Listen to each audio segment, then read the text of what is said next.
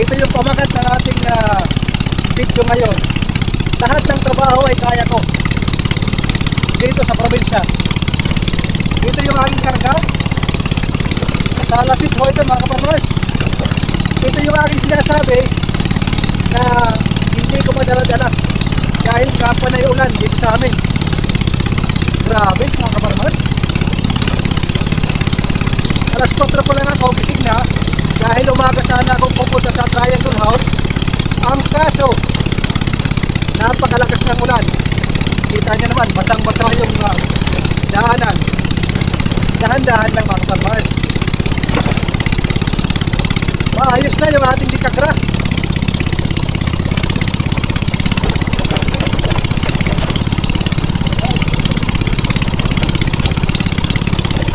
Malakas pang humata.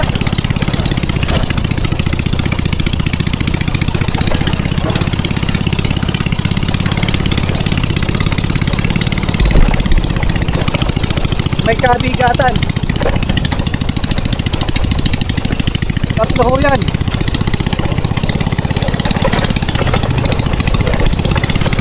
Tumatawa yung ating nakasalubong na nakamotor. Relax lang. Feeling hindi napapagod mga kaparmers. Ang pagod, tinutulog lang yan. Pinapahinga. So wala natang gasolina. Patay tayo ito.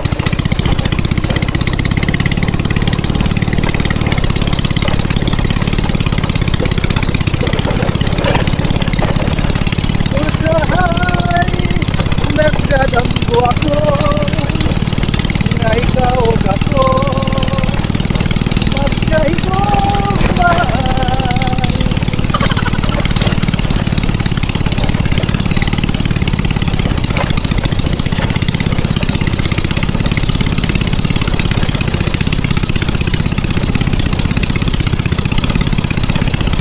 Bente lang yung ating takbo. Hindi pa lang kung 20 kung 10 lang ito.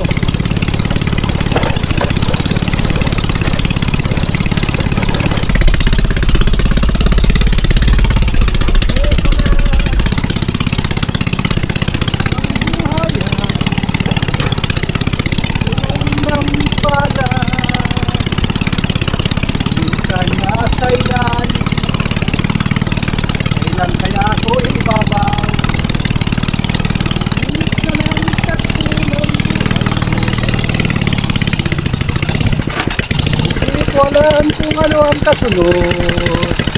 Para kung basang sisiw, automatic yung pagpapatay nito. Diba? Mga kaparmers, nandito na naman tayo sa ating Triangle Farmhouse. Maulan na dito sa Leyte. Nandito na yung ating salaset. Medyo nabasa, pero mababasa pa dahil inuuna ko yung pagbibideo para maipakita ko sa inyo. Kaya hinihingi ko sa inyo ang inyong pag-subscribe. So paano? Ibababa ko muna.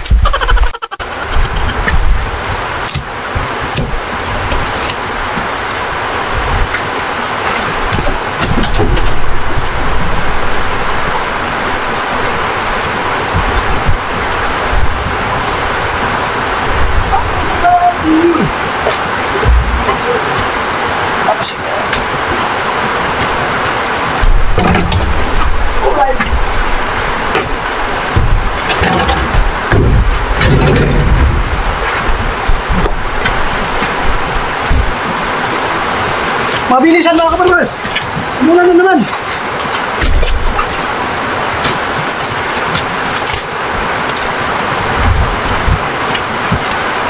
Bigat.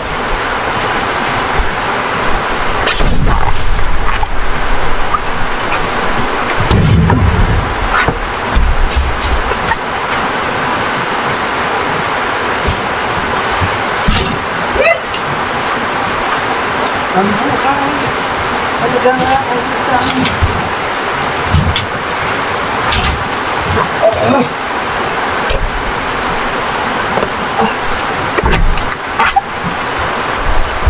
grabe. Palagi na lang umuulan.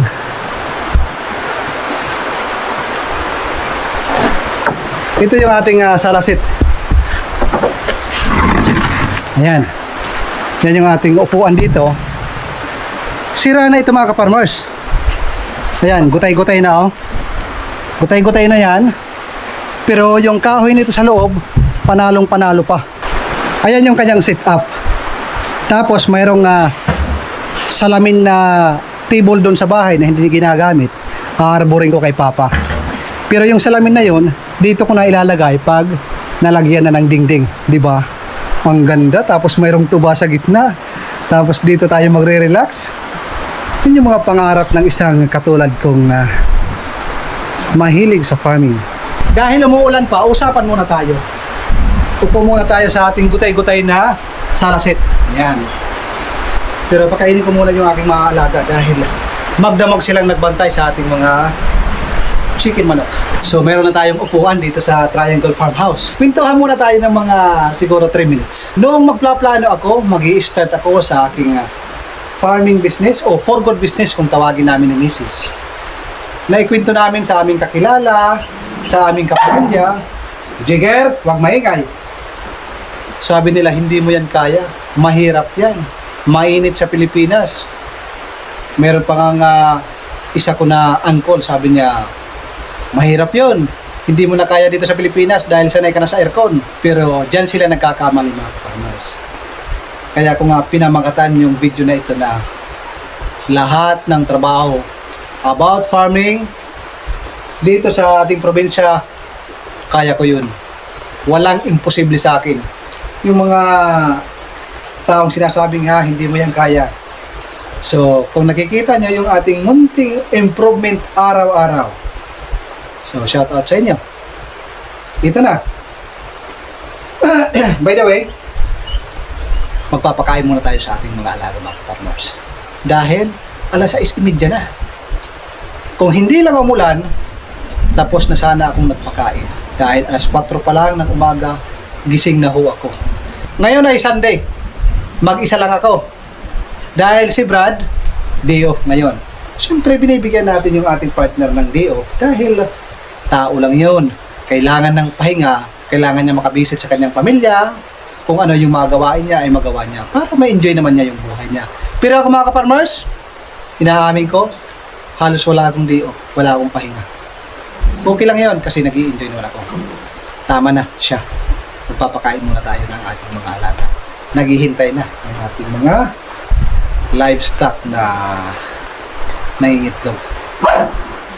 Jigger! Kawawa naman si Dexter, oh. Umupo na lang. Ayaw pakainin. Mamaya papaloy kita eh. Meron mga ka-farmers nagsasabi, huwag mo naman paloy kasi kawawa. Kasi pag nagsiga-sigaan yan, hindi pinalo yan, kawawa naman si Dexter. So para maging patas sila, kailangan parusahan. Kunti lang naman. Hindi naman yung sasaktan ng sobra-sobra. Di ba? Parang bata yun. Grabe. Ulat, eh.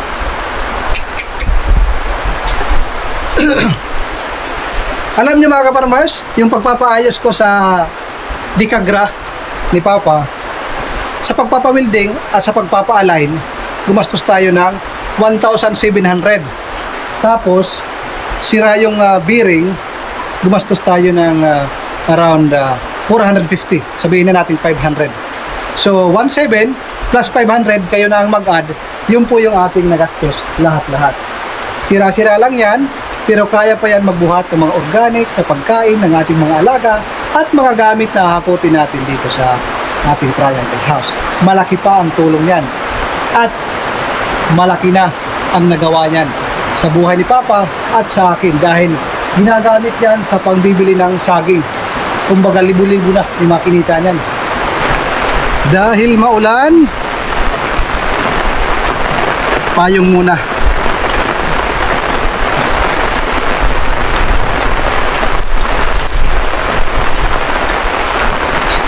Ito yung mga pagsubok ng mga farmers. Pag maulan, nakakatamad. Pero ako, pag umuulan, mas lalo kong sinisipagan. Dahil alam ko, ito yung mga struggle na kailangan natin lampasan. Ito yung pagsubok.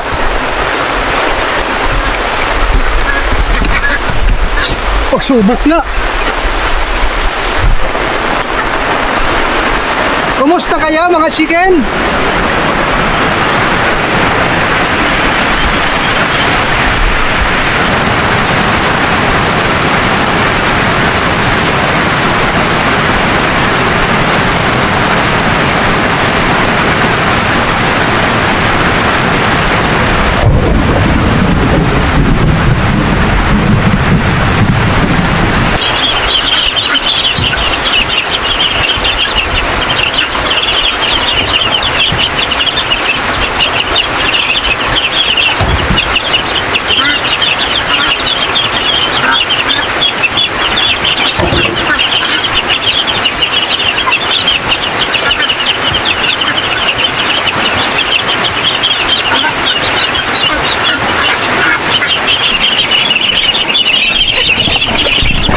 Agay!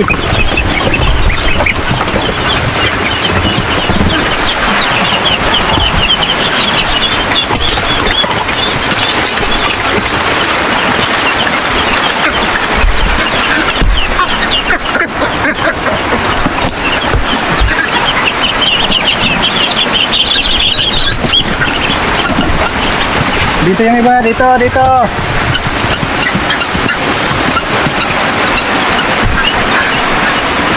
Kawawa naman itong malalaki mga kaparmers. Ito.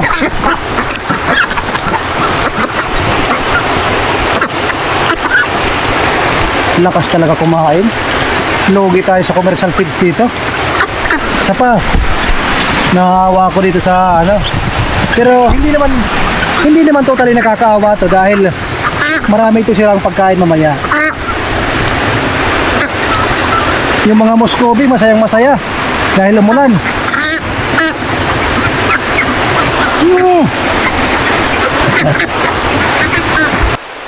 Ito yung saging na ito, na-sprayhan ko ito ng herbicide. Yung bunga nasira. Itong kabila okay naman dahil hindi yan napuruhan. Ito talaga yung napuruhan. Dahil ang gusto ko, dito sa likod ng triangle house, mawala itong mga bagong sibol na saging. Kaso yung malaki naapektuhan mga kaparmers.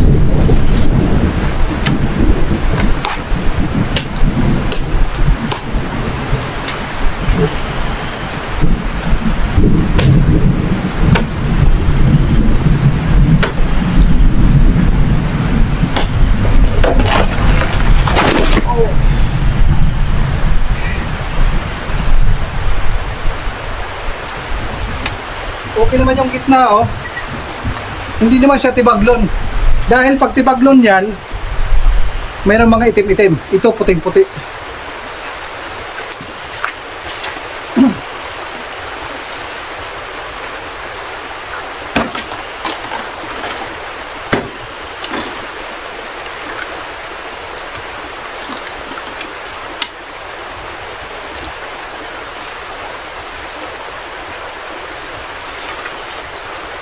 Ito yung nangyayari. Gigilingin natin to tapos ipapakain sa ating mga alaga.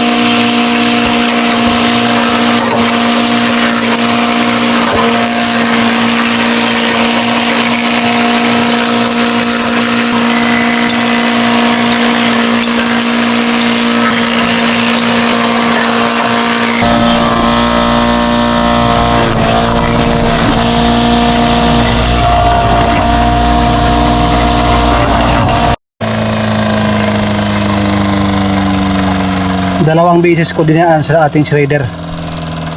Halo na yan mga ka-farmers, kasama yung bunga ng saging na ating hinarvest. Ayan, nandyan na. Pero hindi ko inubos. 3 piling lang yung aking inilagay. Haluan natin yan ng pollard, commercial feeds at saka vitamin. Vitamin Pro lang ang ating ibinibigay para malalakas at malulusog ang ating mga alaga. Umulan, umaraw, meron silang panangga. Hindi mo aakalain na yung ating commercial feeds na halos hindi umabot ng 1 kilo, yung crumble, mga nasa 3/4 lang, at saka yung pollard, mga 3/4 lang. Sa tansya ko, hindi aabot ng 1 kilo ang bawat commercial feeds. Yung crumbles at saka yung pollard. Pero akalain nyo ba na punong-puno yung planggana? Oh, malaking planggana ho ito mga ka-farmers. Marami na yung ating mga alaga na mapapakain nito. Kasi kung lahat ito ay pure feeds mga ka-farmers, naku po, Panginoon, saan tayo kukuha ng pera araw-araw, di ba? Kailangan talaga may solusyon sa bawat problema. Sa mga malalaking farm, hindi problema yung patuka dahil mayroon yung mga pundo. Paano sa mga small backyard? Paano sa mga backyard farming na nagsisimula pa lamang at yun talaga ang number 1 na problema, ang pagpapakain. Patuka sa ating mga livestock. Pero sa pamamagitan ng ating ginagawa, ayan yung ating ipapakain. Ubos nila to. Ang makakakain dito, mga native na manok, Bengala, Muscovy duck, Peking duck na malalaki, at saka yung Hirtose chicken. Ito naman yung ating para sa ating native pigs. Binabad ko muna. Pagdating doon, malapit sa kanilang kulungan, maraming Madre de Agua doon. Lalagyan ko. Ito dito, alternate yung paglalagay ko para hindi agad maubos yung dahon, para makakasibol.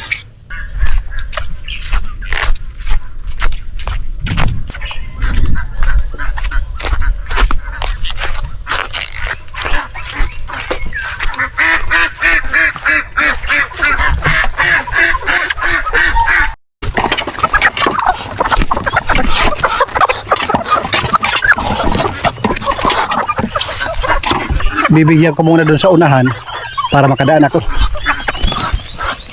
Ayan, takbuhan sila doon.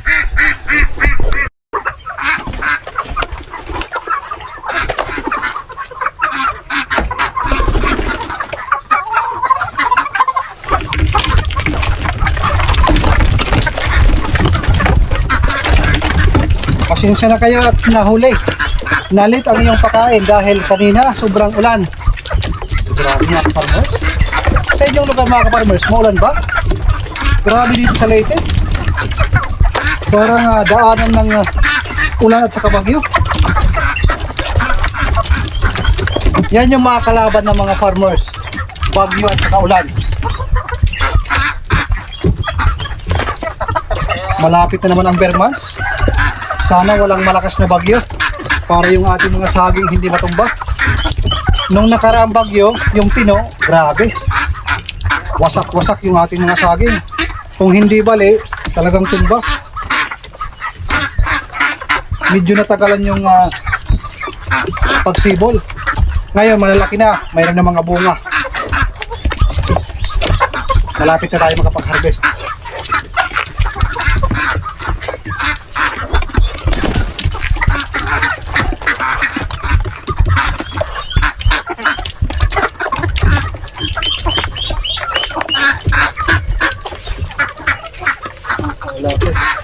Nawawala yung lalaking pato, nasa ilalim pala.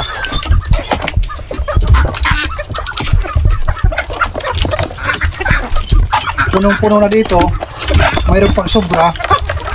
Ilalagay ko dun sa gilid para pag naubos nila yan, meron silang snack mamaya. Pero susunod kasi yan eh. Yan lang kayo.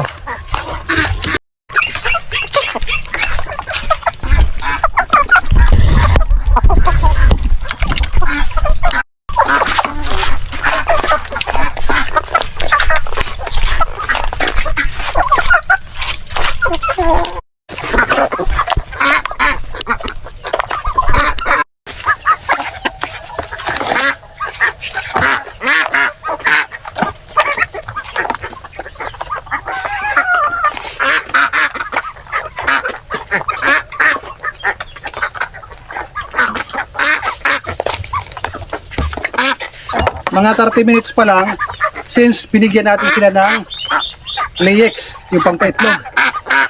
Kasama pa rin sila sa ating inihanda na semi-organic na patuka. Para loaded, matataba yung ating mga alaga. Para pagdating ng panahon hindi sila mangingitlog, pag kinatay natin, pwedeng maibenta, pwedeng katayin at may ulam natin. Maraming bibili dito mga kaparmers sa binibinta na karne. Parang native din ang lasa nito. Pagbalik ng aking partner, papaliguan namin yung para pang patanggal ng kuto sa ating mga alaga.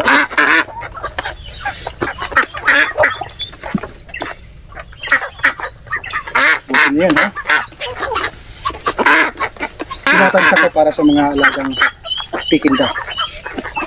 Para naman ito sa mga malalaking pikinda.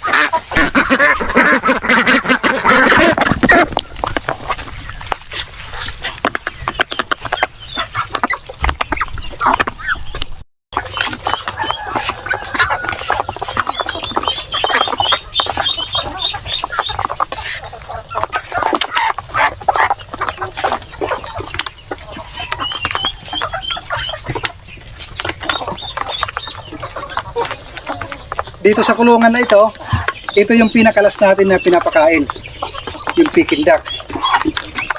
Yung pinakalas talaga doon sa gilid, yung ating mga native pigs.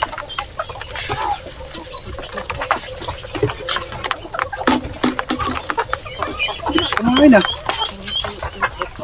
Loaded naman ang balon-balonan.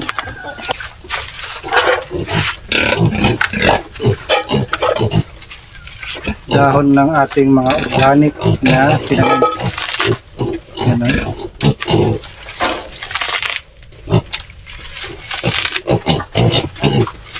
Hindi ko na sinasama doon sa ating shredder. Inuubos naman nila.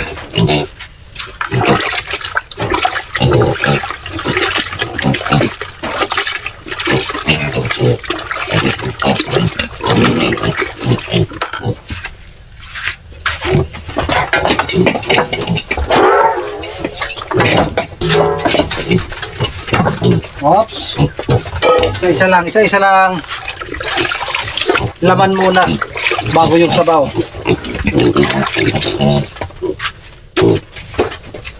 Yan.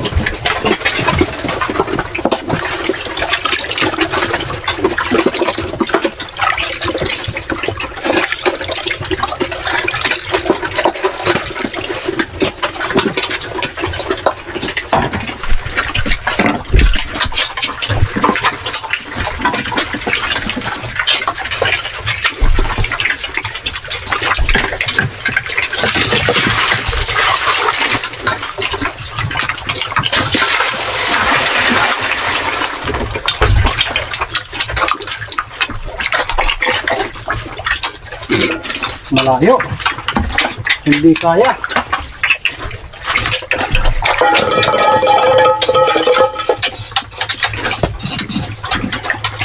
Nandito sa ilalim yung mga feeds.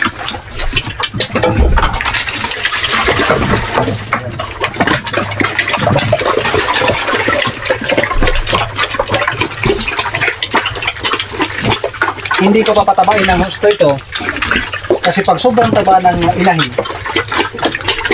ako, masayang. Sa baba kayo ngayon kakain.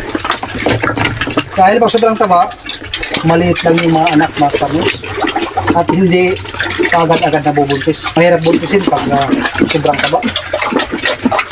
Ayan. Nabuhos. Natapon mga farmers. Dahil nagagawan, kailangan gumawa tayo ng yung gulong. Hindi pa ako nakagawa. Mas maganda yung gulong mga farmers dahil hindi natatapon. Mga dalawang gulong ito. Ngayon naman maglalagay ka ng mga tubig. Yung dalawa nito hindi ko pa natatanggalan ng itlog. Ako lang yung gagawa mga farmers. Kaya ko yan. When I was 17 years old, naalala ko dun sa lola. Ako yung nagtatanggal sa itlog ng mga lalaking baboy. Natutunan ko ito sa aking tatay. Hindi naman namamatay mga kaparmers. Pag namatay mga kaparmers, hindi yan sayang. Masarap na kutsinilyo yan. Yan yung panalong size. Yan.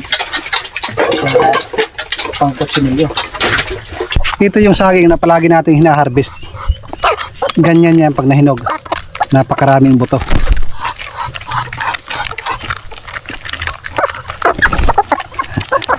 Gustong gusto ng ating mga alaga yan dahil matamis.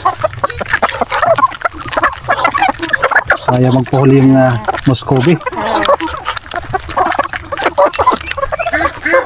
Ayan. Wala na.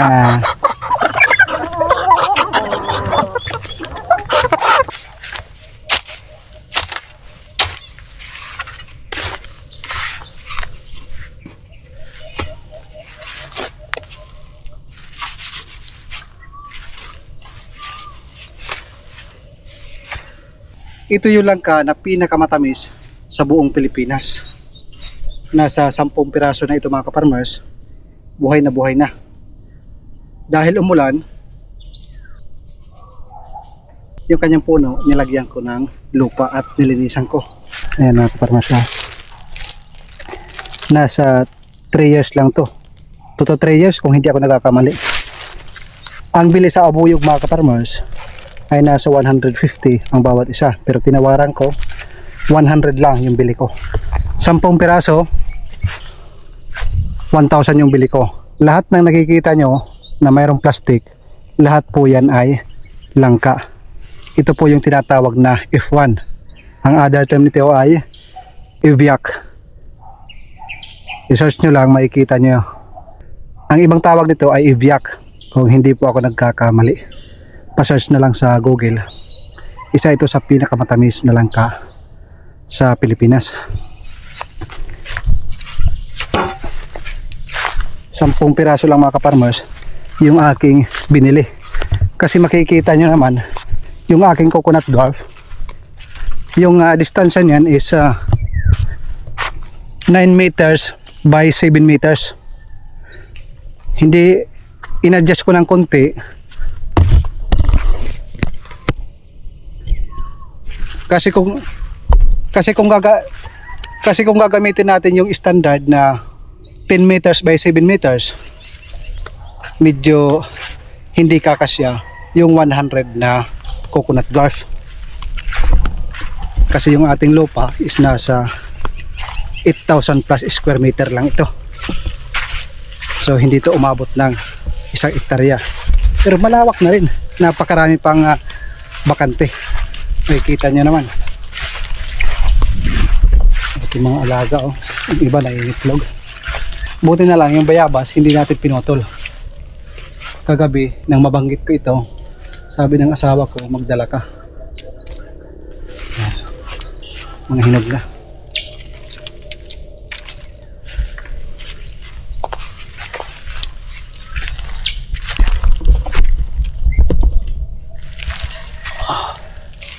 Saan na? At nawala. Nahulog. Merong bayabas na kung titingnan ay hinog. Pero pag kinain, hilaw pa.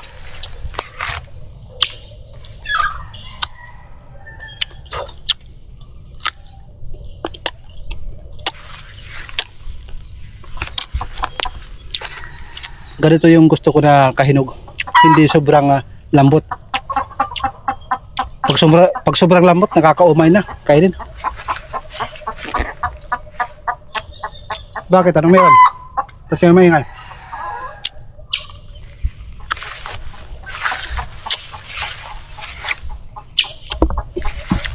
Kain na ng ibon. Oh.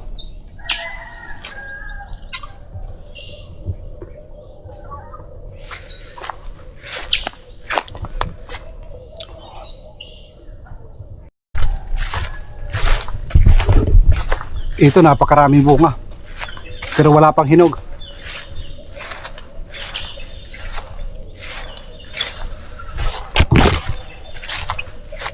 Alas 11 na mga kaparmers, hindi man lang tayo nakapagdala ng tubig.